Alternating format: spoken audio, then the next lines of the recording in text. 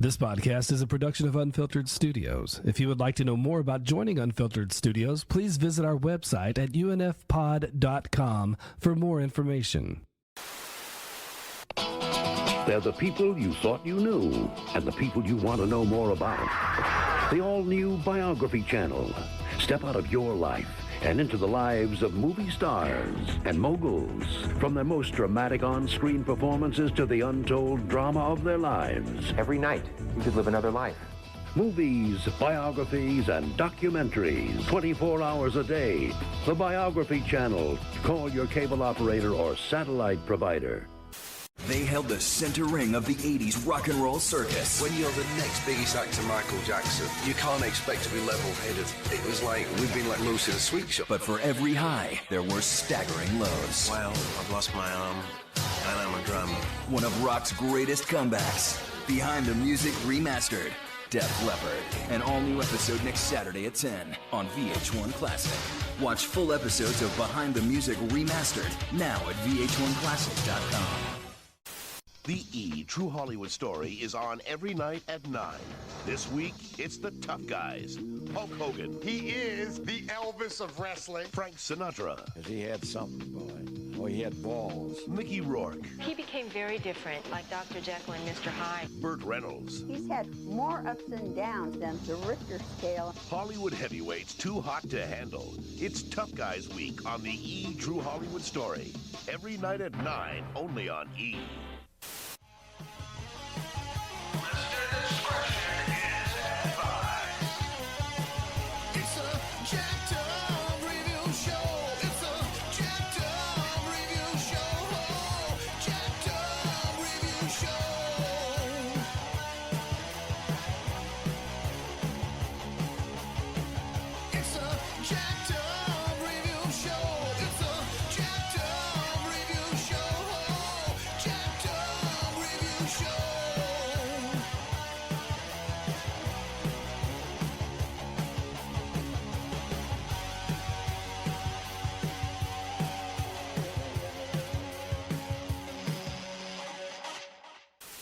I was so glad I get so many people interested in this. I was just like, hey, we talk so much about documentaries. We talk endlessly about when cable TV was actually like edgy. It meant something. It wasn't just, when is it best of compilation coming to the video stores? Like, no, you got to watch this. We're learning something. We're watching modern marvels on History Channel. We're watching how people redesign their houses and have an amusing talk show host. We're watching cooking shows, which are actually giving us good ideas for Thanksgiving, And so that's unfortunately kind of lost now to just Duck Dynasty and other dog shit where we're just like, how do we go from someone giving food for thought with amusement to guess which one of the Kardashian or rappers just twerked on a dating show? It's just like, well, I don't know how we got here, but I don't like it. Me neither. And some of those old Biography channel episodes are on YouTube. There's so many great ones. Yeah. I saw a Jerry Orbach one last year, and I had him. forgotten how, in between voiceovers and playing mobsters, he got so many other great shows, and he was in the Fantastics for the longest time.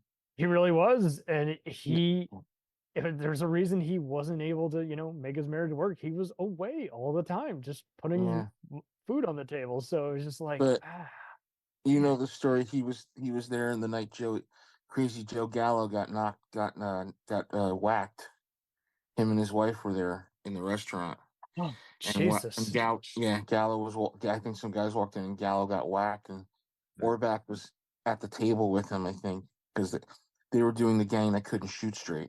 I think so. Yeah, that was one of his first times. Yeah. So we got 3 things tonight. We got Biography, and then we're gonna follow with a snippet on Behind the Music, which was a VH1 classic, and then E! True Hollywood Story. I mean, Behind the Music, my favorite. All 3 of these are very revolutionary because like they click all the boxes. They had exclusive one-on-one chats with archived footage. Like it's a how-to for people wanting to get into documentaries. You mix it in with background music and a engaging, narrator with archived photos and other video clips. It's like that. This is documentary 101, Literally. If you didn't have this, then you only had like the decline of Western civilization type stuff, Yeah. Documentaries are still kind of today, whereas like unless you're a museum or IMAX kind of guy, you don't really go out and seek out these things, you know? Well, Fuck, man. it kind of traces itself back to when A&E, before A&E did Biography, they had a show on Nickelodeon called Against the Odds. Yes. With Bill Bixby. And that kind of brought us that exposed us to a lot of people who were, in history. Yeah. Where the they Pancho Villa kind of story was great. Yeah.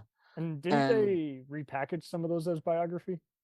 No, they didn't. Okay. I don't think they did. No. So I misremembered that, but I'm glad you corrected me.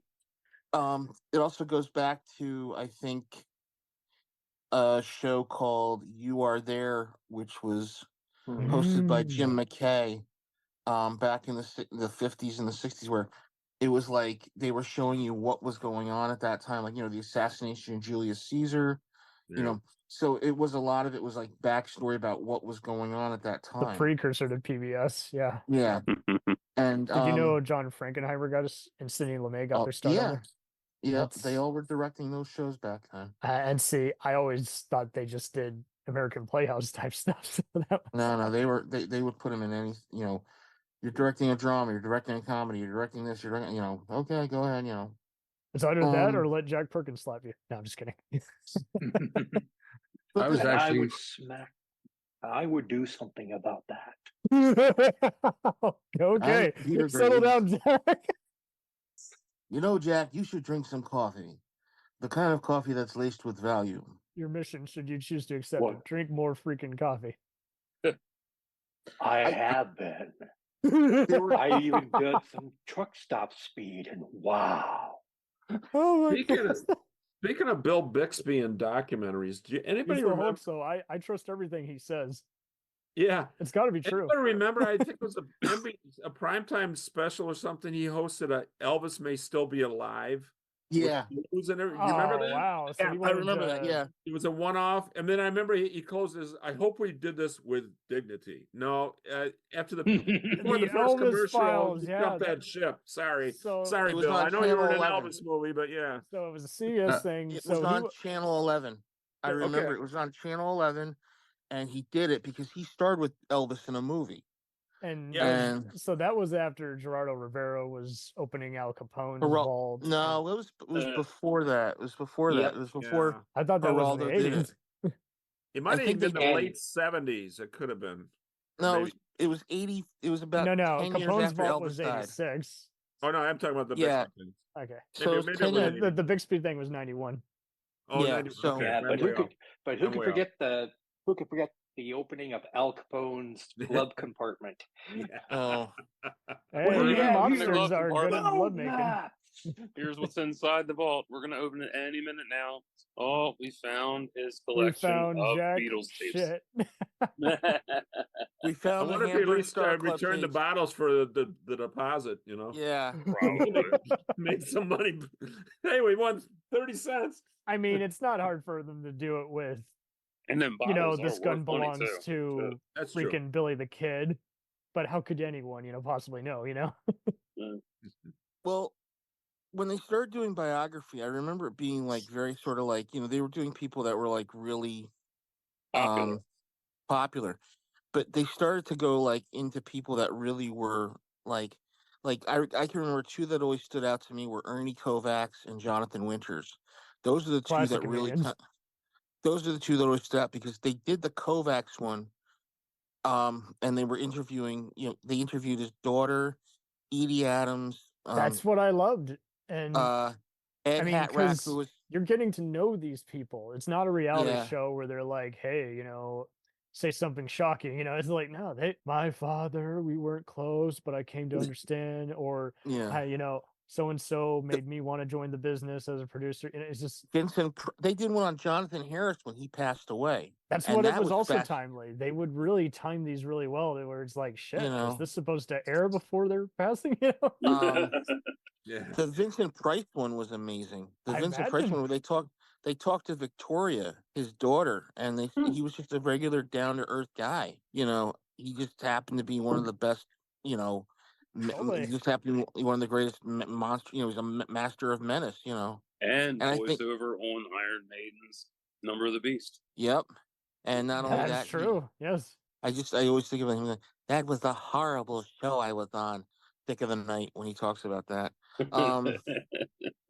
But yeah, I mean, Biography kind of like, was kind of, they really dug deep with a lot of people, And And if they had their falls, that only made it better for the drama. I mean, that's what I liked about Each Really Hollywood Story before, again, they became the clip show.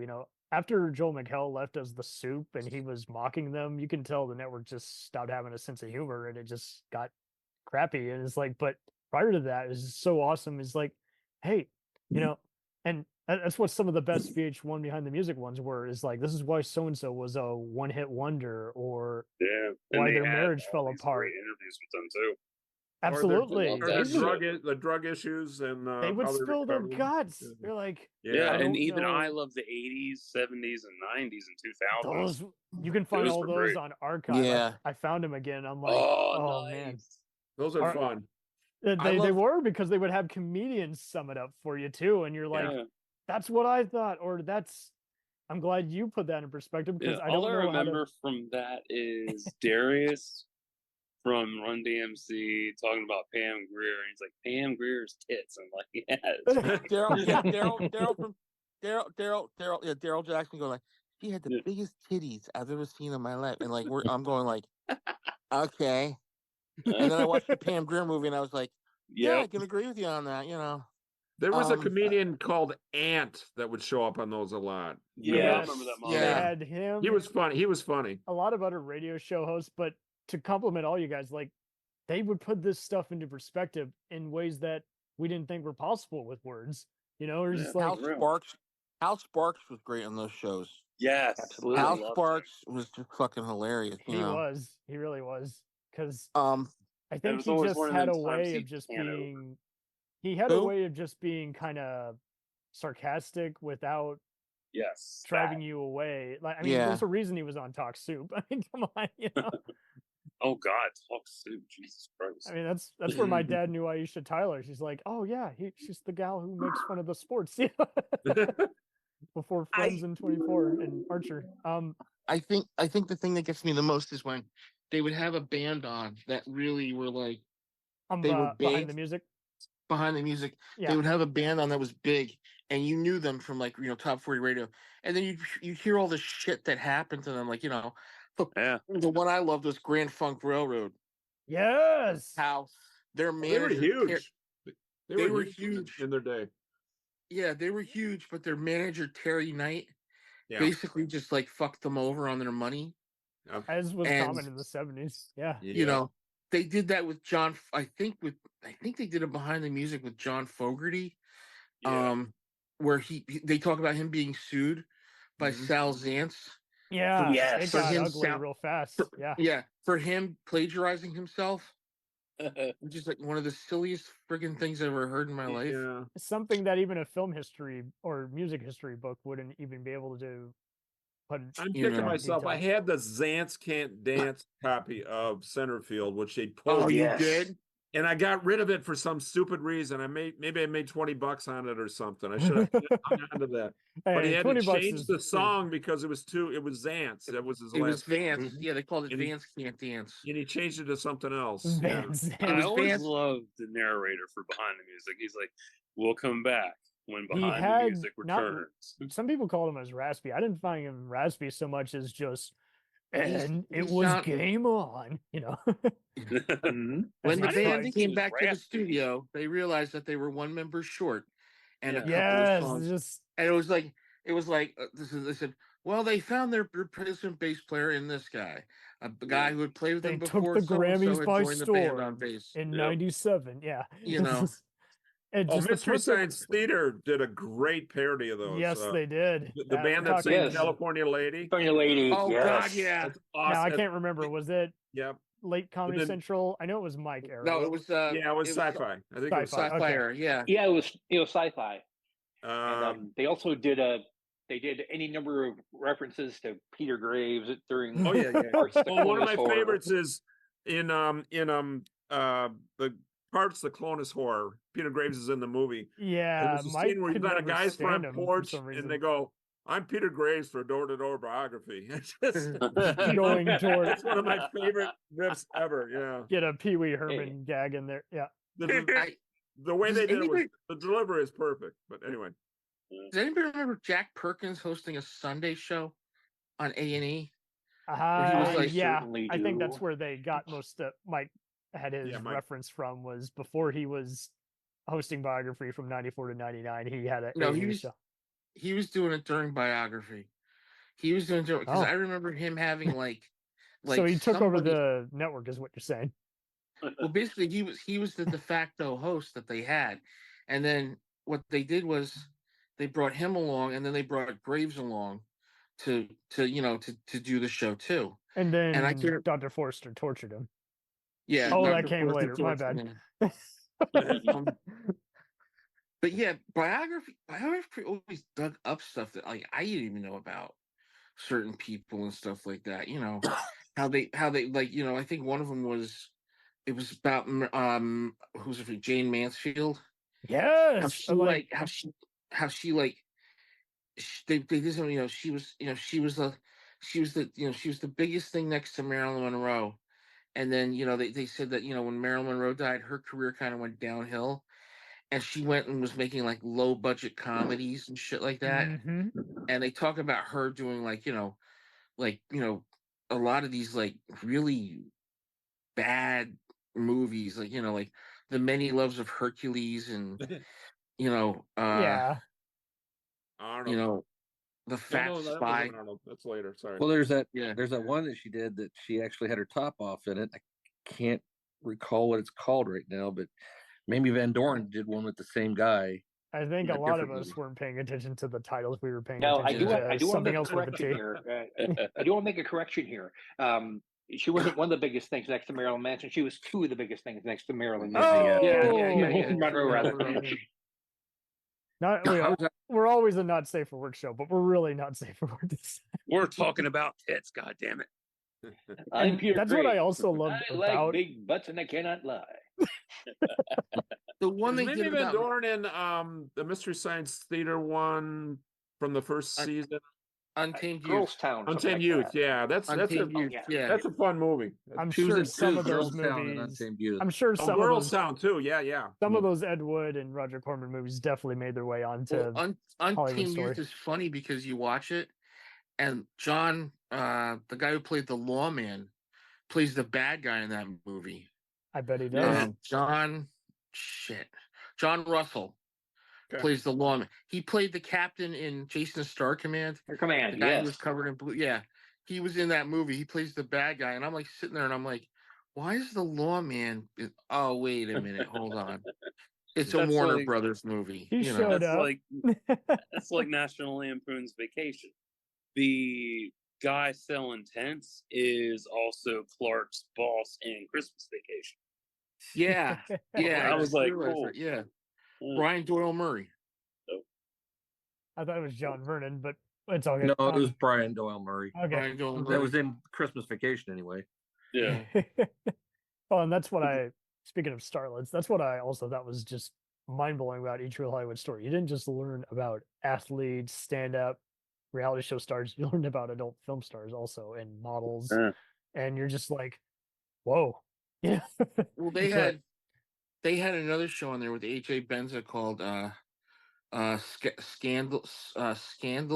I think so. Scandal. Yeah. Yeah. I remember that. The shit that they went over. I mean, it was like, holy crap! Like, but unlike the rest of the network, surprisingly, to your point, I thought they were actually pretty respectful.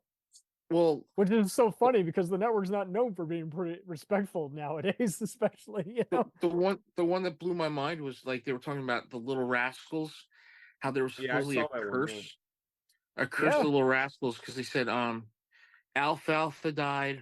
It was so shocking because it wasn't just like getting perspective about the tragedies of comedians. Like they were also, much like Behind the Music would show why a band broke up or why someone overdosed, like they would go into, much like the Stooges and Marx Brothers history, just show, hey, This is why this person's life fell apart. This is why so and so was very unhappy Well, those last few years. Wasn't Robert Blake in the Little Rascals as well? Talk about Yeah, Robert. Yeah. His name was it was He didn't shoot anybody, did he? He was murdery. He was shooty. Shooty bang bang. Yeah. His name, I think back then he was Rob. His real name is Mickey Gubateski, and they had him as Robbie Blake or something like that. Mhm. And when they talk about when they were doing the Little Rascals one, they had interviews with, and this was amazing. Tommy Butch Bond, Sidney Woim Kilbrick, and I forgot who else they interviewed too in that. Oh, Spanky McFarland. So they interviewed the three guys, and you realize, like, you think that Tommy Butch Bond was a real bastard. He was a nice guy. Alfalfa used to friggin' piss on the stage lights. Oh, That. Yeah, that was covered in there. Yeah. That's so funny. I just watched a little our gang short on a Marx Brothers movie, doc or DVD extra. So. Oh wow! They probably showed it before the Marx Brothers movie in the theaters back then. And I was looking at biography with Elizabeth Taylor, and she was in a movie with the guy who played Alfalfa, or not? Yeah, Alfalfa, the guy with. Yeah. Okay. The Biography, man. Just those opening credits. It's just like this elevator music, and it gets stuck in your head. You're like, I know I'm gonna watch something epic. I was surprised to see how. I was surprised to see how far back it went to 1961. It had a lot of starts and stops. It really did. Biography? Yeah. With Mike Wallace was starting in 79. Yeah. They tried to do it in 79, and David Jansen was the host. I think they would show some of those. Yeah. I'm David Jansen for Contel. You'll love this, guys. They did a True Hollywood episode on Billy Jack. Who's Billy Jack? Or the movie series? Yeah, they would do. They would cover movies like Scarface and Scream and Twilight Zone movie. So that's the other thing too. That was the precursor to IMDb. You know. Mm-hmm. The one thing I found tragic was they did a behind the music of Milli Vanilli. Yeah, that was their first one, wasn't it? That was. I think it was. I think you're right. I think it was season 1, season 2. Yeah. And all I remember is the guy from Milli Vanilli died like 2 or 3 weeks after it aired. Holy shit! Really? Yeah. Or he died. He died shortly after. He committed suicide. But they talked about how the two of them, Rob and Fab, talked about how this producer just like lured him to the studio. They had 2 guys in there. They were singing these tracks. They said, "Okay, you guys are gonna lip sync," and they show the footage of that Club MTV concert where the vocal track was on I think a CD player, and it was skipping. I was going, "Girl, you know it's girl, you know it's girl." And the guy ran back, hit the machine, and then came back out, and it was like everybody was going, "Why are they not?" This doesn't and then the gig is up. Fast forward in time to SNL. A bunch of other artists had that issue too. Way back. Yeah. So Tom, you just quoted South Park. The Simpsons did it. Yeah. In this case, actually, Simpsons did it. The actual ones did it. Yeah. I remember. That's right. That wasn't Michael Jackson singing on when he appeared. It was he talked, but he didn't sing. Yeah. He did it. He did it as a joke to his brothers. They had an imitator come in and sing. Oh man, dude! Lennon, I think. I listened to 60 songs that defined the 90s. Kip Lennon came in to do the singing, and Kip Lennon is actually related to the Lennon sisters from the old Lawrence Welk show. Yeah. Oh wow. Yeah. I listened to 60 John Lennon. songs that defined the 90s, and they did one on the scandal of C+C Music Factory. How they come out, they come out on the stage saying, "We're real. We don't lip sync." It's like, you've been lip syncing this whole MTV Movie Awards special. Well, the thing was, the woman who was the Martha Walsh scandal. Yeah, Martha Walsh one. She was this real heavy. She was part of the Weather Girls voice, and you're not even going to credit her. Yeah, they treated the background singers like they did, ADR and other voiceover actors in the 70s. It's like, no, you got to credit them. That shit still goes on today. It does. Yeah. They'll invite their buddy last minute. Yeah. Is like, are we gonna give them residuals? No. Yeah, the last one that happened that I found out about, and this was just with facial shit, was Coco from Disney. The abuela, Coco's grandma, her face is based off of an old lady in the village they interviewed, and they liked how she was, and they used her likeness for the film. Did not give her a fucking dime. That's garbage. Yeah. Thanks, Disney. Did you guys ever see any of the when E covered an entire TV showcast like Cosby Show or Miami Vice? That was the shit for me. Like I loved is like what happened to these actors? Why were some of them only known for that hit sitcom or primetime show? The one when they did in 2007 on the TV show 24 was great because they start off kind of just showing how Kiefer was kind of the loser. He's trying to be more than just a Nepo baby. He's a struggling musician too.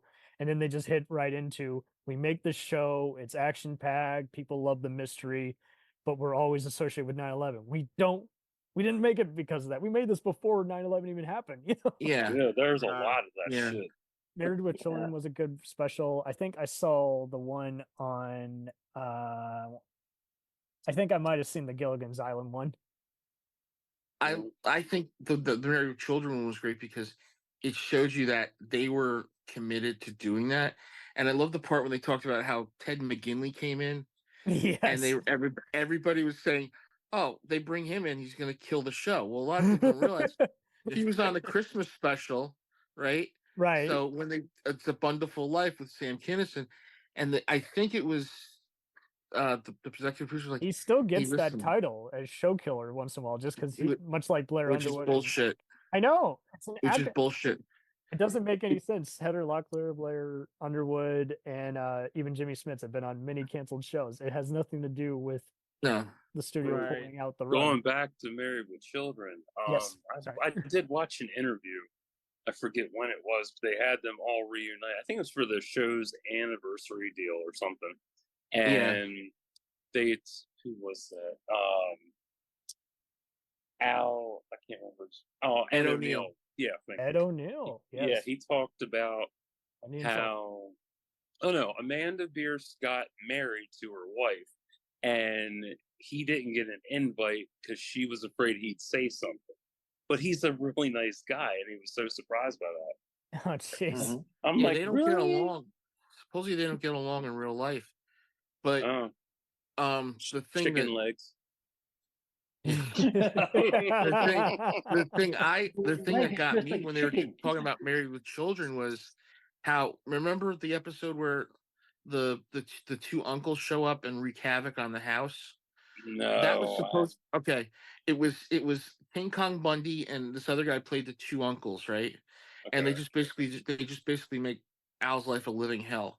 Well, supposedly what happened was that Divine was going to do the show. Oh, I know her. And Divine was going. The guy who was Divine was going to do the show up, and just basically play it straight, not play it, like in drag or anything. Yeah, it wasn't going to eat anything, right? Yeah, and what happened was that he died like 3 days before they were going to do it. Man. Oh, that sucks. So what happened? Yeah, Glenn Bumps. I forget his name. It was some like Swedish last name that he had. So anyway, he passes. He dies. They had to get King Kong Bundy in, and people were like going, "Holy shit, King Kong Bundy's a funny guy." Right. At the end, you see, dedicated to Glenn Bumstead, aka Divine, at the end of the episode. Oh. But that was the thing. Like when you watch the Married with Children one, they talk about the housewife in Michigan who basically didn't see the whole series. She just saw that one little bit of it. Oh. I was flipping through the channels and I saw this one show, Married with Children. And what happened was that they thought it was going to get canceled. It made the show more popular because people were tuning in, trying to see what the hell they were going to say next. We'll return after these messages. If you like small town mystery, crazy news, and wild history, then the Florida Men on Florida Man podcast is for you. Each week, Josh Mills and Wayne McCarty bring you the absolute best Florida has to offer. So if you're looking for a show that's safe for the family, but funny enough to help you escape everyday life, then listen to the Florida Men on Florida Man podcast. That's Florida Men, plural, on Florida Man podcast. Hey, it's Brent Pope, the host of Breakfast with Brent Pope. You've seen me on some of your favorite TV shows saying things like, "Give it up, Jimmy. You got to sink this putt to win." On Breakfast with Brent Pope, I sit down with guests from the entertainment world, and we do it all over breakfast. Or should I say Brentfast? Every week on Brentfast, you get inside Hollywood info and tips, great breakfast recs and booty debates. Most of all, you get the most delightful 30 minutes of your week. So dig in. It's Brentfast time. Listen at Brentfast.com, Apple Podcasts, or wherever fine podcasts are found. Behind the Music has had so many remastered episodes. If you haven't seen it yet, James, like they have remastered so many new episodes on the Paramount app. Like they're making. Oh, really? I watched on the Yeah, Paramount. 20 I just recently watched. Leaf I gave Gil the red light. Oh I'm God, like, don't get me started on that one. Oh, Leif Garrett? Yeah. The Leif Garrett one? Holy and crap. you'll love this, James. They actually remastered the Milli Vanilli episode, so there you go. Oh my! Oh, really? They've remastered with a the bunch. original voices. I see what you did there. Now, a minute. I I'm like, always what? heard- Oh, I tried. I always heard the Leif Garrett one, the one where he talks to his friend who's in the wheelchair. Yeah. I always heard that was basically just a put on setup. Like Really? it was like it. They already had made their piece and shit. It was just they just did it for the cameras. Okay. Yeah. I always heard that rumor like that was all just kind of like. Is that the this is the bomb? I got to tell you this scene, something like that. Yeah. Yeah. There's Yeah, that I was think- it, yep. You want something else kind of meta? My Frank kid brother Sinatra thought that was is- hilarious. He thought it was so hokey and hilarious. They yeah. made fun of it on Family Guy, and they got Leif Garrett and the guy to do the friggin' voices. How? Because they were like Southern funny. Farm was like I love that episode, but you guys were just making me crack up, and like I think Yeah. Leif Garrett was like, yeah, we were kind of like told to say this shit, you know. It's like so reality apparently they TV. remastered that episode as well. And the other thing about Behind the Music was that a lot of them were smoking cigarettes and shit on the episodes. And I remember that because I was like, wow. This is before That's we weird. had TC yeah. and shit. this is before we had Maybe smoking building Banned and all codes. that. Yeah, like that. Yeah. They didn't care. It was like, fuck it. But it was, I Anybody think that's what also remember, made it so raw. You could tell they're spilling their guts. I mean, there was one on Robbie Robertson where they were talking about, hey, no one really thought of me as, indigenous, I remember Robert Blake on Beretta would always have an unlit cigarette in his mouth just to piss the network because they Was banned he on an episode of this? Probably, yeah. He was on Celebrity The Shooting. Beretta. Not behind the music, but yeah. So here's one for you, James. Did you remember the Frank Sinatra one? And he passed away. Oh God, yeah. Like it came out that same day. They're like, we're gonna do something on him anyway. Just that's the only issue I have with that. That was a little too soon. It was like, come on, that's a rating. Well, it was also the last night of the last Seinfeld too. Yes, oh yeah. Yeah. Where they all go to Wait a jail. minute. Yow. I have a story about that. Ouch. His daughter Nancy, right, came home and I remember he got rushed to Cedar Sinai that night, right? Okay. His daughter Nancy was home. She turned on the television and was watching the last episode of Seinfeld. She didn't know her father had gone to the hospital and died. She found out the next morning. Oh wow. Yeah. Yeah. Jesus. I gotta find the whole story, but supposedly she didn't even know. Like she was just watching Seinfeld like everybody else. And I can remember Like everybody else. There was a good E episode on that I seem to recall, and just showed how it was such a struggle for them. Yeah, and I can't remember. I know Jerry has said this in other interviews.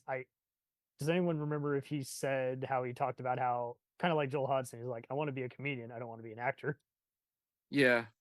It's like, and people don't understand that, and until you just break it down, it's like, see, someone's got to man the show, but I have no desire to pursue other acting gigs outside of this. I'm just a comedian using a platform,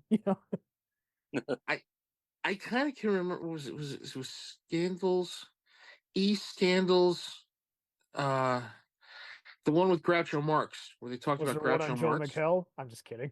No. He doesn't have any baggage that we know. What do they have on? What they have on Groucho? How Groucho basically like he was happy when Aaron Fleming took over. Basically, was like they had the guy who just wrote the books, Raised Eyebrows, Steve Solyar. Okay, he talked about like them finding like vials of like pills on the property that were the cops team. Yeah, because she and this kind is of came. before all the other books came out about his awful caretaker. Aaron Fleming was a real rotten woman. I mean, you know. Oh, that's right. Okay, this is old Groucho we're talking. Yeah, this is old Groucho. Yeah, okay. And how Groucho was like, you know, he was kind of like they interviewed him. I think they interviewed his son, and I think they interviewed his daughter, and they interviewed like I think it was the guy who was the co-host on You Bet Your Life, George Fenneman. Yeah, I think they interviewed him, and all I remember is like they were saying like they were going like, you know, my father was a really nice, you know, good guy, you know, but they're like, you know, the police were finding shit on, you know, around the house and stuff like that, you know, and they think he might have been doped up a lot, you know. I like Chris Hopper and Chico when we were doing at the circus. This was Read all about it. 1929. Now we were doing that. You know, they show videos of him like from 1970 and like to 1974 on the Dick Cavett show. Yeah, yeah, and which you tell this. Yeah, the slow decline is starting to kick in. Yeah. But he has Aaron Fleming with him at one point. And you're just, you know, he's just sitting there, and she's like just holding his hand, and I'm looking at this picture, going like, "You rotten bitch, you rotten bitch." Oh, you know. Yep. Yeah, Gilbert. It's podcast. He does that a lot. Yes, the way he would like over-explain things to Dick Cavett. I think he parried it a little bit. But I'm listening. I've said this before. I was listening to it in the car driving by Reed's Lake. Yeah, Groucho. I've said that 100 times. Where Groucho made his professional debut in 1905. It was. I'm hearing old Groucho on the radio, and there was young Groucho over there 15 years ago. You know, that was kind of surreal. Very surreal. Lydia, have you seen Lydia? Lydia the tattooed lady. Yeah.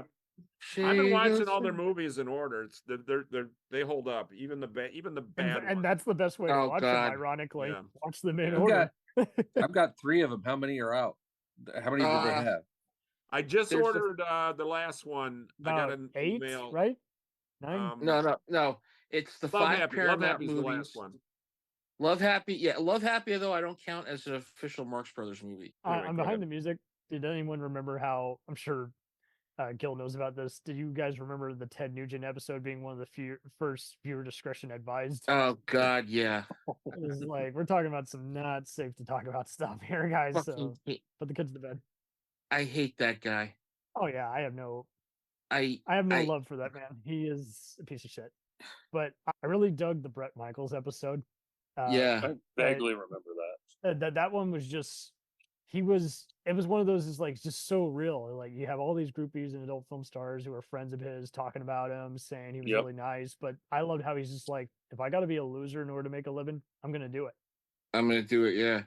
And he was so upfront about everything. He's a legit nice guy, which says a lot for so many other guys who've been at the Axl Roses, type personas. And he's actually turn the camera off. I said, turn the camera off. I'll stop your face. I mean, him talking about his diabetes, where he talks about being backstage, smoking, and he's like, there's diabetes. Like, he's like, yeah, I'm like, there's like beer and wine, all this hard liquor. How do you get up day to day when you're being made fun of by the industry, by critics, by even your fans, and how do you find the will to live? I don't know how he did, but he struck the whole episode struck me as him just being this genuinely nice guy. And I found out something. My wife's father's cousin, her son, that's very specific. John. Okay, her son John was Bret Michaels' roadie. She met Bret Michaels, and she said he was the nicest guy you could meet. Face to face. A smile on my face.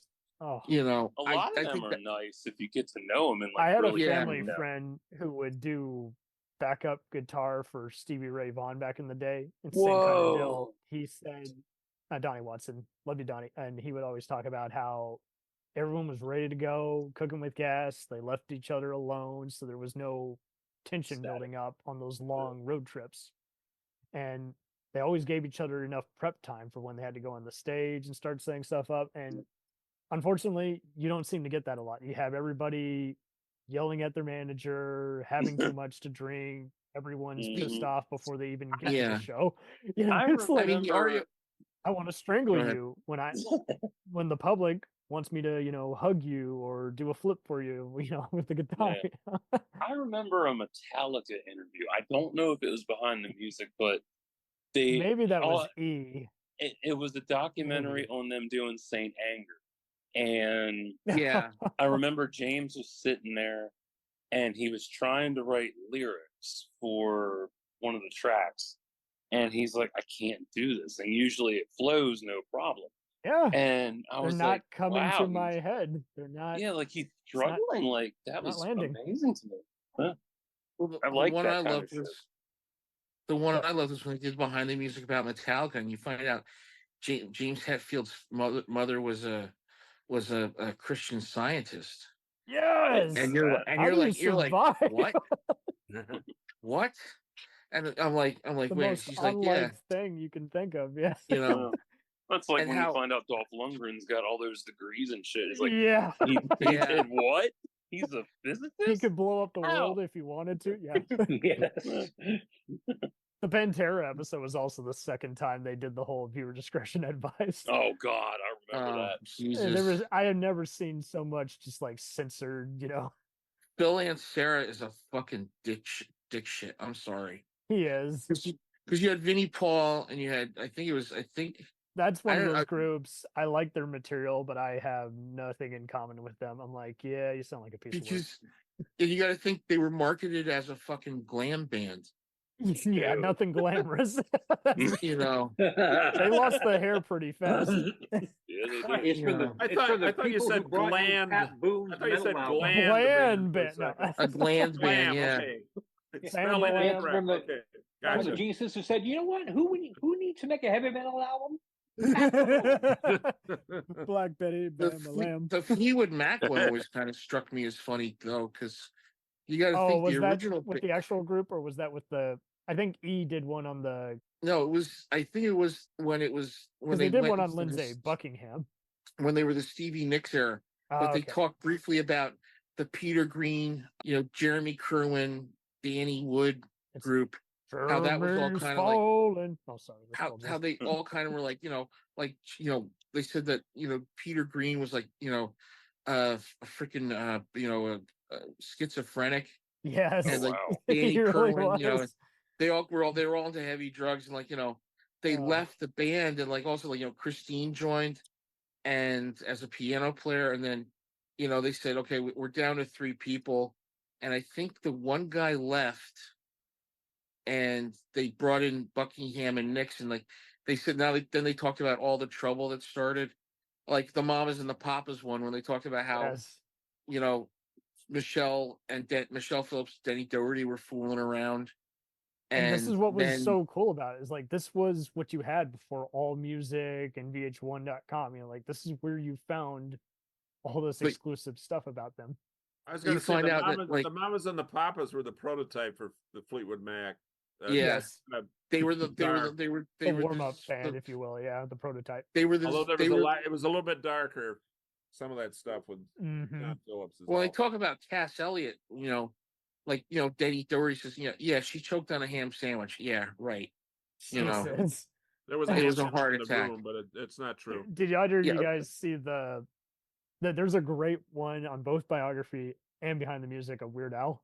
Yeah. Oh yeah. The Biography one I found because that was later. That was like 06 or something. That was more recent, and it was great seeing comedians who had worked with them, like Drew Carey and a bunch of other guys. But like the Behind the Music one was hysterical because you got to know his bandmates better in that one. It's like, I guess I'm putting on a wig and wearing a dress and gonna be heckled by people in the audience, and then it's so funny. They're like, we're not actually being heckled because people get it. We're making fun.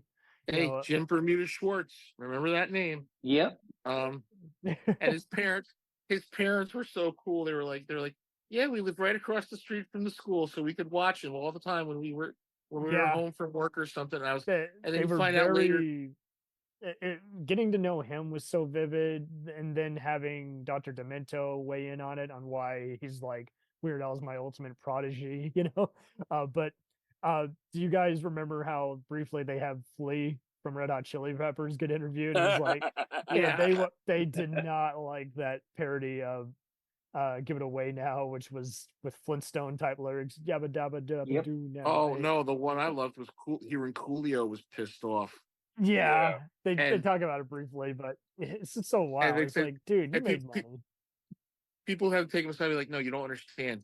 He does this because he likes you. Yeah, right. He's not making fun of you. And then when Coolio died, he posted that picture of him and Al. When Coolio died, where Al posted that pic of him together, and I was like, damn, that hurts even more. But I didn't realize he was like, he did the third base video, Pop Goes the Weasel.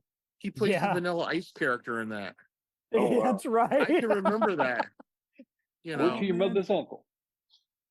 Oh, so wild. Pop Goes the Weasel. You had another record. You looped it. You did it. Then you duped it. You gotta see that video. It's fucking hilarious, man. He was very meta. He directed videos too, from what I remember. I think so, yeah. He did a couple of videos that were directed by him. He was in a few movies with Ice-T, and he's something else. The Mamas and the Papas one, I always remember like them talking about John Phillips having the liver surgery. And then supposedly there's a video of him saying, I might as well, he was like, it was a couple weeks after he had the liver transplant.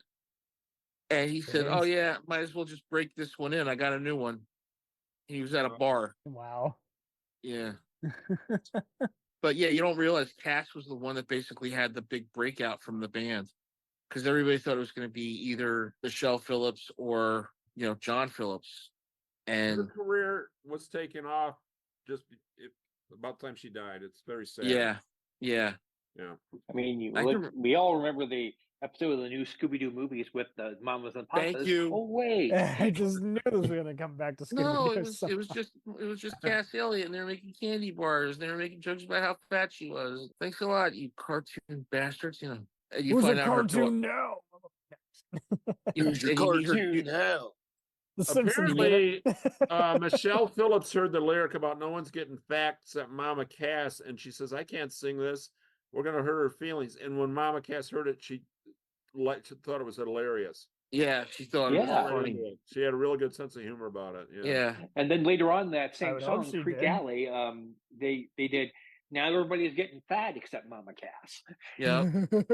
Okay. I didn't know they changed it up. Okay. Huh. Yeah, there's at the very near the very end of the song. That's when they switch it up. Oh, yeah. Okay. Everyone's getting fat except Mama Cass. Yeah. Yeah, except the same thing with Black Eyed Peas song. Let's get it started. Boom, boom, pow. And see, that's why I figured we'd put all three of these here, because they kind of all blend into the same kind of formula. And how about the fact that this is before we had TiVo, and DVRs where we could fast forward, and I mean, what was really meta for me, VHS tapes. The first, when I was growing up, and the first time I ever saw a little known classic known as Die Hard growing up, I kid you not, as soon as we got done watching it, the biography of Demi Moore was on E that same night. So my mind's blown. I'm like, whoa, now I'm knowing about this guy, Bruce Willis. I just saw his best movie ever made. And it's just, that was also kind of just, it was kind of an unofficial special feature before you had a DVD, if you will. Is like, if you're done watching this thing on, HBO or TNT, pop on over here. You might see some other complimentary thing, about, because that is it. Like, all these talk show hosts on Biography, I'm sure they recovered some of them on E because, they had a diverse career reporting everything from the news to early tabloids. They did one about Rock Hudson. I remember a biography about Rock Hudson. Man. How detailed did that one get? It was, some of the people, they said, they were like, well, we didn't know he was, but we kind of got the suspicion. But they weren't like being like nasty about it. They're just being like, yeah, he was. But Yeah, and they were they so didn't talk. careful about that too, just showing how Yeah, it was taboo to even be associated with some of these guys back then. That's how homophobic we were as a nation back then. but Still kind of homophobic. We still are, but we at A least little more accepting. we're at least we at least have a Acknowledging lot of people who aren't afraid to be gunned down by incel gunmen or crazy people, you know? True. but Well, it the used to thing that be got me you was had a target. I'm sorry. Go ahead. The thing that got me was when they showed the interview he did with Doris Day and Friends, right? Nice. Like about a year before he died, and he's talking like she's like, "What's your favorite movie?" He goes, he just says, "Oh, I loved Pillow Talk. That was a really good movie." And they showed the pictures of him Oh, wow. as he was, how thin he was, and they just said he was being treated for cancer. And I think they had one of his close friends on who's saying, "No, we knew he was dying of something, but it wasn't cancer." Oh, You know, and I was like, "Holy shit!" You know, This and just got now real. now it's come out that he might have gotten AIDS not from uh physical contact, but he had a triple bypass surgery when he was doing the show Devlin.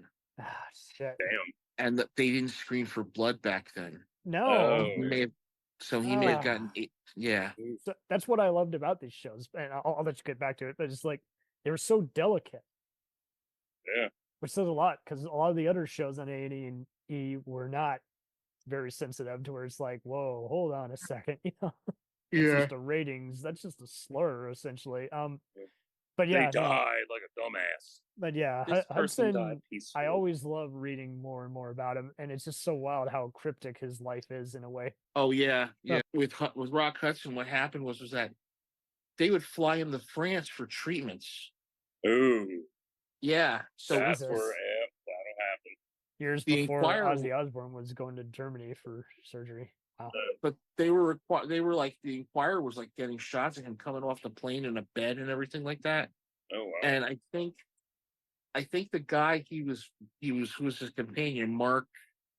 As long as it's not Robert Blake, we're good to go. No. Mark. I'm sorry. I'm trying to land the word. Because I remember he sued to get money from the estate and he never got anything. It's not like Scott Thorson with Liberace, but he said, yeah, we would fly to France and he'd be in the back of a Lear jet in a freaking hospital bed, and they would just bring him over for treatments to see what was going on, and they were like, well, we're trying to do our best, and they basically said he had liver cancer. That's what they were saying. He had liver cancer. But if you watch,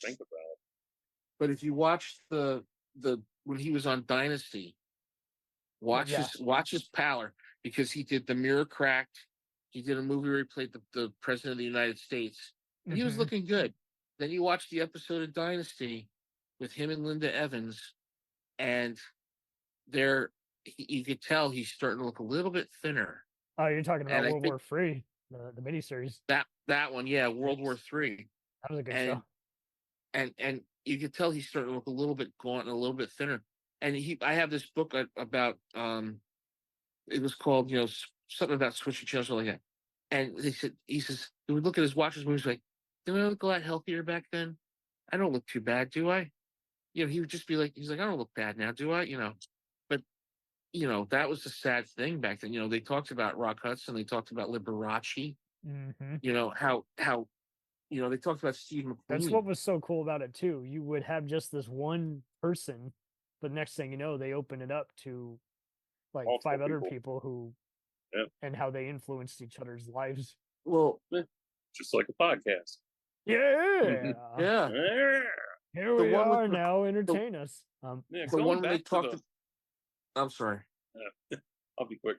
Going back to the hospital and shit and flying like that's dangerous now to think about it, because that's air pressure and change of climate too. Yeah, like, with the plane, sure. That's crazy shit. Yeah, I would never want to do that. Fuck that. And the thing was that they would try to keep in the utmost privacy, and then someone would leak it. Oh yeah, Rock Hudson's on this flight to Paris. But when they talked the one about Steve McQueen, the movie that he did, The Hunter. Remember that one, The Hunter? Okay, where he played Final movie. Papa. Yeah, they did a scene where he was chasing some guy around the block and they were running. And the guy who was the director was like, "Where's Steve?" And the guy he was just like, "Oh, he's around the corner." And what had happened is that he went around the corner and there was Steve McQueen, white as a ghost, trying to get the air back into his lungs. And they didn't realize that he had mesothelioma. Because you got to remember, when he was in the Navy, he had to wear those like outfits and shit. Yep. And not only that, they think too, when he was doing all those car runs, those Baja runs, all that stuff in there was like fiberglass and shit. Yeah. So you breathe that in, that would cause in your lungs, Yeah. So I mean, that was kind of tragic when you're reading about him going to the Philippines and going to those doctors who basically say, "Oh, you're healed now," and everything like that, And Robert Blake was waiting for him. Yeah. I saw a recent documentary with Steve McQueen, and I didn't know that he'd found religion before he died. Yeah, I watched that too. Yeah. Did you hear the story that seem like the type. McQueen was going to be at the Tate House the night of? Yeah. Go and change his plans. Yeah. Yeah. Crazy. That's another big thing. He featured in Once Upon a Time in America, or Hollywood. Hollywood. Yeah. Him, but somebody playing him. Yeah. So he was And the guy playing him nailed him down pat. I'm sorry. Yeah. I thought it was Damian looking at Lewis, Steve McQueen. Band of Brothers, was who played Steven. And when he talks, he's like, Jay Stevens, like, he's in love with her, but she's in love with him. Yes. And he's in love with her. And then he says this line, says, he's going to get into trouble one day. And everybody, I can remember everybody, like, when you go on YouTube, like, you hear this, and I heard that part, like, he's going to get into trouble one day. I just kind of went, oofa. Too soon? To No, so wait, we got to settle this. Peter Graves or Jack Perkins? What team are we taking up? It'd have to be Peter Graves, wouldn't it? Yeah. I think Graves has the better voice, but Perkins has a better on-screen persona. So Jack Perkins is more friendlier. Jack Perkins is friendlier. Peter Graves is more like, he still thinks he's Jim. He's Jim Phelps. Yeah. And but a third guy. Yeah, Robert there's Stack. some other guys. Robert? No, it wasn't Robert. Harry Smith. Harry Smith was doing it. Yeah. Yeah, Harry Smith. Whatever followed by happened to Neil him? Ross. Let's look it up. Whatever happened to Harry Smith? I just went through the. Did any Robert Blake. Robert Blake. Robert Blake's got Harry Smith. Did you really just say that? Yep. Robert Blake's got Harry Smith. He brought a parrot. Robert Blake killed him. That's what happened. No. And guess who? Harry Smith actually came back to Iowa to teach at his alma mater. Wow. The University of Minnesota. Beretta. Okay, did so anybody, he is since ever retired. watch Biography of the Millennium, where they had the 100 most influential people, the 1,000 years? Oh, yeah. I just went through it and I wrote out the list. Yeah, before, and see, that's the thing. Like, that's the kind of thing I loved reading Time magazine for before they became a Koch brothers propaganda fluff piece. It was just like, when you saw all these people, it was like, this is who people are looking up to. Love them, hate them. I think they vastly misplaced Norman Fell in that 100. Well, the Beatles were at. I got the list in front of me. They were low. Beatles were at 76. Norman actually fell. Elvis was 57. Anyway. And of course, number one should have been me, Peter Graves. Yeah. I had to do it for the money. Where's O.J. Simpson on that list? OJ didn't make the cut. No athlete. There was no athlete. I can't believe. Not a single athlete. No Babe Ruth. Nobody. That's interesting. No Babe Ruth. Really? Wow. Well, no Michael Jordan. No Magic not even Johnson. Cal Ripken. Well, these are most. Surely Shaquille O'Neal's got to be. It was more about changing history. Oh. All right, so like, and then Louis So Armstrong. Robert Blake changed history, right? Yeah, he killed him. I mean, significantly. He killed his career with a bullet. Yeah. I changed history because if you're rich, you can get off a murder charge. Look at me, Zimmerman. Yeah. And again, it's the 999 sorry. to 2000. So yeah. I don't know what's happening now. What year? Wait. What year is it? 999. Well, it was the 2000? millennium. It was the millennium. So, you got like so 1000 to 2000, or Okay. So like round it like up, Edward the Confessor is in there, and No.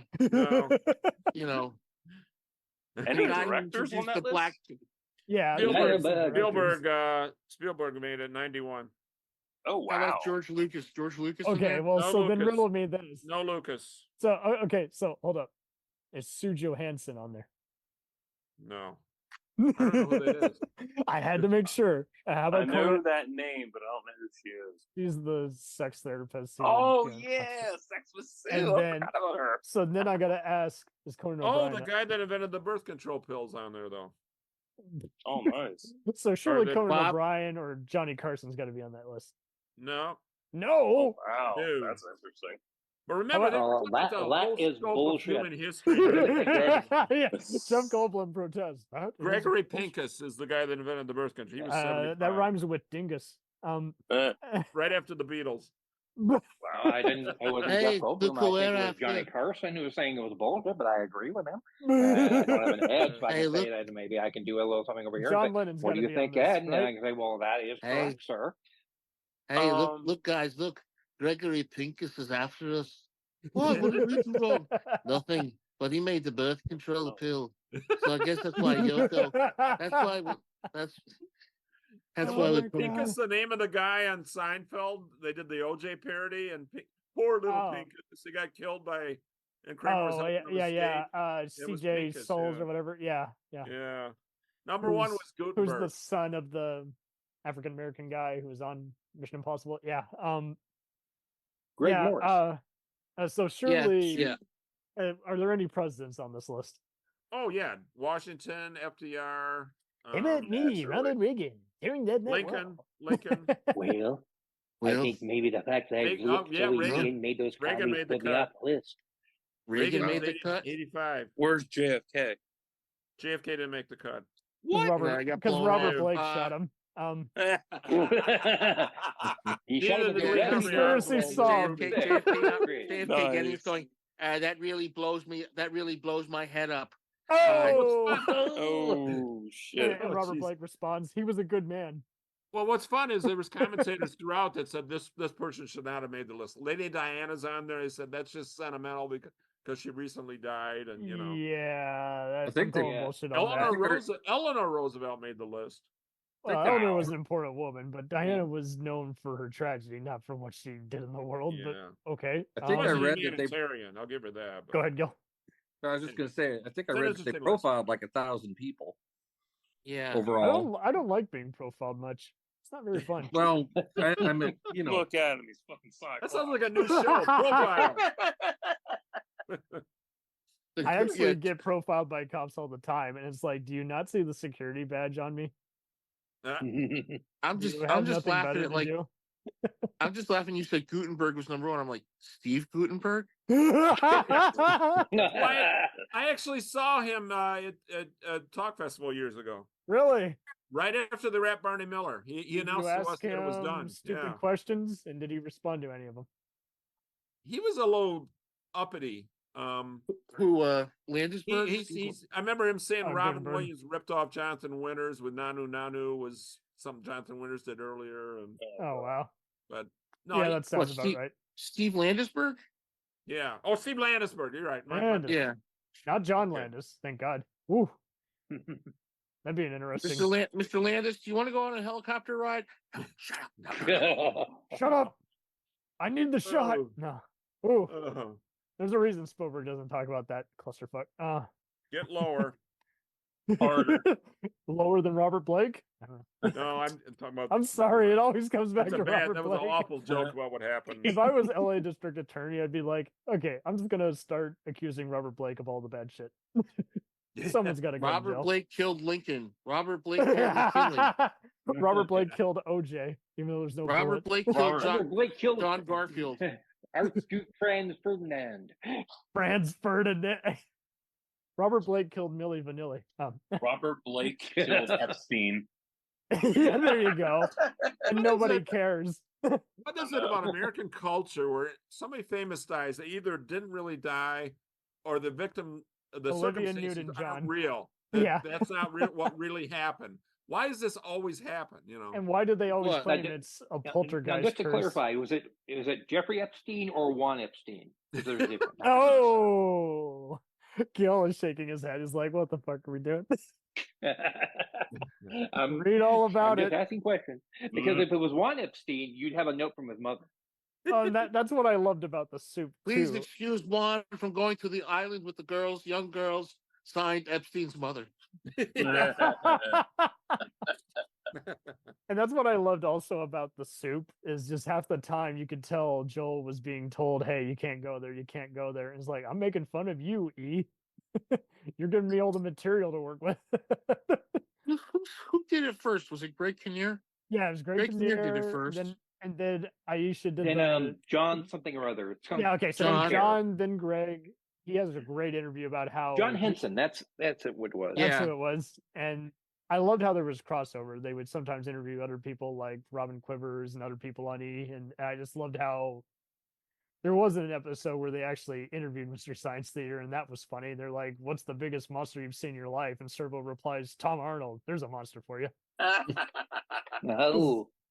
Oh, speaking of MST3K, I love the mini docs on the DVD. Commentary tracks on movies are also documentaries if you think about it. You know? Oh, absolutely. Yeah. And I love it when the actors are just joking around the whole time. In fact, if you want, I know I'm the only guy who's seen the TV show 24, but I kid you not, anytime they have the actors or directors on, halfway through, it almost always becomes a Mystery Science Theater type track. Yeah. They start joking, the dolly's in the shot, or "I'm about to kill you now." "No, you won't." And they always talk about we never had enough money to work with, but we made never this had enough money. Jim Wynorski, the Roger Corman producer, does all that on all his movies. He makes fun of camera shots that are out of focus, and one of the actors he worked with was a pain in the ass to work with. But going back to some of that, I mean, I watched the hell out of the This Is MST3K short growing up on VHS. Oh, I remember that. The Penn Jillette hosted special. It was just so electrifying seeing these guys in the raw. And I if there's any critique, I would say I wish there was more of that on these various shows we covered, where they could have definitely done a Muppet tribute episode or something. Oh, because that's just it. Like it was a behind the curtain look before, like you say, and the MST3K specials you just mentioned there on the DVDs were just so great because it's like I always wondered about this movie. If you didn't have the guide, you didn't really know much about the movie other than that it was featured on the show and wasn't very good. Well, there was that one woman that was in Cool Hand Luke that was also in a Mystery Science Theater. It was Village of the Giants. Oh yeah, Joy Harden. Joy Harden. Yeah, she was a joy. And they had an interview with her, I think, in something. I can't remember. I think so. Yeah. And that was so cool too. She was like a the car, but you forget the car is there. Yeah, that scene. Oh yeah, Lucille. Keep washing that car. Yeah, that was definitely pop off. That was definitely the most memorable thing for me about Cool Hand Luke. I can eat about 50 of them. Yeah, and she's in 2 episodes of the Monkeys. No, she's in Monkeys, the one where they get framed for robbing the bank in the second who season. Accuses them, or no? She goes, "Do you have an account here, sir?" That's her line.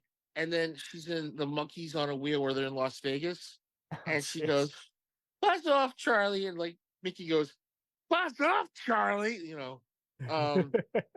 Yeah, she was like the big breasted blonde girl in a lot of movies. She I love how that's the your first life. description you just said. Big breast. Well, you know, I know. I'm just razzing you. I just was like, we know where your eyes were hovering. Okay. My eyes are up here, damn you. How dare you? You're a pervert. No, And then like, there was also something about like the screaming skull. The woman that was in it, they interviewed her, and she said that she didn't know that they were going to do that. There's a scene where she's like wearing a nightgown, and she's in front of a fire or a light of some kind, and it really silhouettes her body. Cleavage galore, yeah. Raquel Welch too. Raquel Welch. Yeah, and she did. Sharon Stone as well. What was it about the screaming skull, Gil? Huh? Gil, what was about the screaming skull? It was the screaming skull. I can't remember the actress's name, but she was talking about how she did not know that they were doing that, where they were silhouetting her body in that light through that nightgown she was wearing. That's shitty. Oh, okay. I don't know if you know what scene I'm talking about, but yeah, I remember. It's the one where they. I think I know. Yeah, everyone knows that. She's walking up a stairway or something. Yeah. Yeah, Raquel Welch talked about that when she was doing that piece. From the classic caveman movie. Yeah, a million years BC. Bingo. Yeah, that one. And she had to wear a long galore. shirt. Yeah. And got mad about that shit too. Like, damn. There was, when you guys talking about behind the music, I think there was one about Keith Moon. I think so. We talked about Keith Moon, and I didn't realize they did David Crosby. They did so many. Oh, the David Crosby one. I was like, "Holy shit, this guy really hit rock bottom." Yes. A lot of them hit rock bottom and then bounced back. It's amazing. Well, the one and that's just it. We respect the ones who actually learn, as opposed to the ones who keep. The Pretenders one. The Pretenders one was like Chrissy Hynde was like,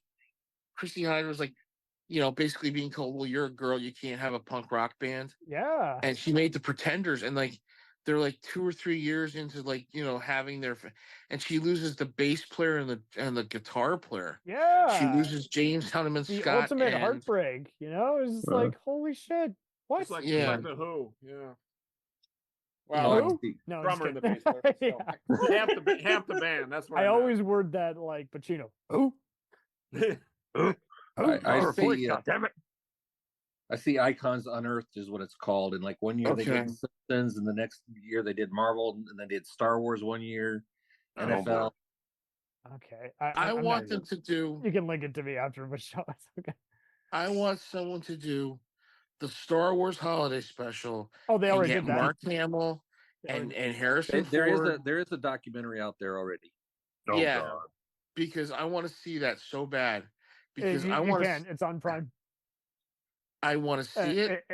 Just look it up now. Disturbance in the Force. It is. Yep, that's it. That's what it's called. You will love it. It is a hoot.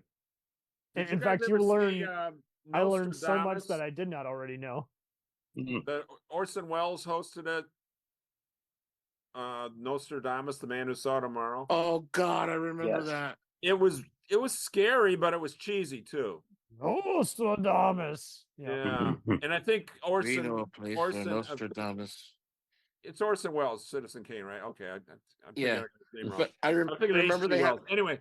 But I think he disowned it later. But it's actually, well, he actually says it during the documentary. I don't believe this stuff, but it's an interesting story, Well, I think the one thing he loves is that the bear and the eagle shall unite to, and it's like you're thinking, okay, I'm watching this in 1991. Yeah. And we are becoming friends with Russia. And they said and they redid it with Charlton Heston. Okay. And they drew the parallel between the madman in the Middle East to Saddam Hussein. And I'm like going to myself, this is like I'm kind of like watching it going like I kind of take it as a kind of it with a grain of salt, like how he predicts Napoleon rising up, rising up, and how Adolf Hitler is going to rule the world and all that shit. Yeah. And I'm like sitting, I'm like, okay, because they had the same 3 letters in the prediction or something. Yeah. There was it was Histler. It was Histler, but he was off by 1 letter. Well, it's the equivalent of the Wizard of Oz Pink Floyd thing. You can make it work if you want it to work. Yeah. Or if you're high enough. Much like in Living Color, you can do what you want to do. Yeah, there was a doc. I think it was, I want to say History Channel, I think. They were talking about how No, I wish. But That's my blooper. No, they had a thing where what if Real Germany sports. won World War II? And they went through the entirety of that and how German would be the pioneer for internet and everything globally down the road. I'm like, wow, because they were going to come out with the internet way before 2000, I think, or something like that. I was like, that's amazing to think about and frightening. Well, I would have something to say about that because I took the Get out of here, initiative Al Gore. in the creation of the internet. There was a guy on My that. wife came up with the I still censorship wish label. Al Gore had won the fucking election. I still wish there's he a guy had. named Charles We all do. Babbage that died in 1871. They say is the father of the computer. Yeah. So that's all The far adding back machine. it goes. He did the adding machine. Yeah, Babbage was the adding machine guy. he was 47 on the list of the info. Wow. So, yeah. Was Edna Babbage on there? The landlady from Laverne and Shirley? Oh, that's Edna Babbitt. I'm sorry. That's Mrs. Babbitt. It's either that or Church Lady from Saturday Night Live. Isn't that special? Santa and Satan ranging around means the same thing. Sight. Oh, there you are, your pert little bottom and your pretty little breasts That's in what front I of the love television, too. undulating to get a whole bunch of people excited. What do you mean, church lady? You know, you could be an agent for somebody. Who? Oh, I You know, Satan. Satan. And funny enough, you can actually use that for Scientology too. Well, who do you think has been controlling your mind, doing all these evil things? Could it be, I don't know, Satan? And that's what I love too, is how it was a brilliant skit and just making fun of the hypocrisy of various churches. Is like so many, shaming people for liking certain stuff, and yet she'd always bring up something naughty, and you're like, well, hold on, I thought that's taboo. When you talk about the behind the music thing, the David Crosby one, I didn't realize like his father was like a award-winning cinematographer, and then me neither. His dad was Floyd Crosby, and Floyd Crosby was a cinematographer. He did like stories we wish more people knew, And he had a brother, and he was basically David was in like 4 or 5 military schools, and he was getting kicked out left and right. Damn. And then more than Richard Belzer. And then you find out later, like his girlfriend Christine Hinton was killed in a car crash when they were when they were just about to make the second Crosby, Stills, Nash and Young record. And it was the first. Sorry, it was the first. It was the second one. And the Flying Burrito Brothers had written a song called "Devil in Disguise." That is a wonderful name, by the way. Yeah. And Burrito. Great band. You got to pick them up and listen to them. The first 2 records, just don't get anything afterwards. Now you know what you've just done. The burrito went bad. Yeah. You just opened up Pandora's box with my morbid curiosity. But no, I get it. Yeah. Somebody should do a doc, worst moments in rock videos. It would be interesting with today's eyes. And have it hosted by Jack Perkins or somebody like him. Someone doing a Jack Perkins persona. There you go. Mike could host it, but it could totally. They should make it. They should try to make it be like I love the 70s or 80s or 90s. Like just have all these comedians give their commentary on it and just you can tell they've seen the video 200 times. They're like, whoa. What was that? No, I just have to say, I really love Captain Lou Albano's role in Girls Just Want to Have Fun because it was so much fun. Wait. I don't get Bruce Springsteen's "I'm on Fire." He fixes the car for her. He drives her to her house, and then he walks home. I would have been like, "Bitch, here's your car. Call me a taxi now." It's 2:00 in the morning. I don't want to walk home. I live very far away. I have boots on. I'll get blisters on my feet. Give me a taxi and $20. I fixed your fucking car. Get me the fuck home now. All right, Rickman. Jeez. Shit. How about another one? Glory days. He goes and tells the kid, Nettles struck me out in the fit. Nettles never played pitcher. He was second base. You stupid shit. Now you got to make the Alan Rickman Go back to talk playing hour. the bar with little Steven and the rest of the East Street Oh band. my God. You worthless prick. The Slate podcast has a wonderful show called Air Parade, where they talk about music charts and everything, and they did a great one on the influence Bruce Springsteen had as a pop and rock musician, and they joked about, it was like, that says a lot for a very unconvincing dancing in the Dancer in the Dark music video. He dances like my... I had seen him live many times before that came out. I said, "What the hell's going on here?" It was directed by Brian De Palma of all people. Does he not know how to tell people? He moves better on stage than that. It was so choreographed. Also, Bruce, it's fastball, not speedball. Glory days. Yes. No, speedball. Oh, glory days. You can pass that Speedball's an arcade by you. game, okay? I know you grew up on the show. Speedball is a cocaine derivative. Thank you very much. Oh, it's one hell of a drug. A hidden meaning, yeah. There you go. It's the Chappelle Show. He can throw that cocaine is one speedball hell of by a you. drug. Yeah. Who's he talking about? Brett Midland from the Grateful Dead? And you can't have Fuely heads on a 396. Mechanics have told me that. So, Oh my God. No. But aside from that, anyway, David and David truly did welcome us to the Boomtown. Jack, what's happening? What's happening? I didn't realize, this is something I didn't realize. If you listen to the Boomtown Rats, I Don't Like Mondays, it's about a girl who shot up her school. Yeah. What? Yep. That was God. her reason. Before Foster the Peephole made Pumped Up Kicks. Wow. Skip kicked. She's like, I don't like Mondays. Why'd you shoot up school? I don't like Mondays. So Geldof hits it, and he's like, oh, I got a great idea. I'll just write a song about it. Tell me why I don't like Mondays. Tell me why. No. Wow. But he did do a lot. I had no idea He did that a lot for song World was Hunger. about So, Yeah. I don't like my. You want to do something for World Hunger? Get these people, get some U-Haul trucks, okay? And then you go out there and you say, you know what you are? Come to your school. You know what this is? That's sand. Can't grow anything in it. Oh, so this predated Darth Vader saying, "I don't like sand." Yeah. I don't like sand. I don't like sand. I'm a bad actor.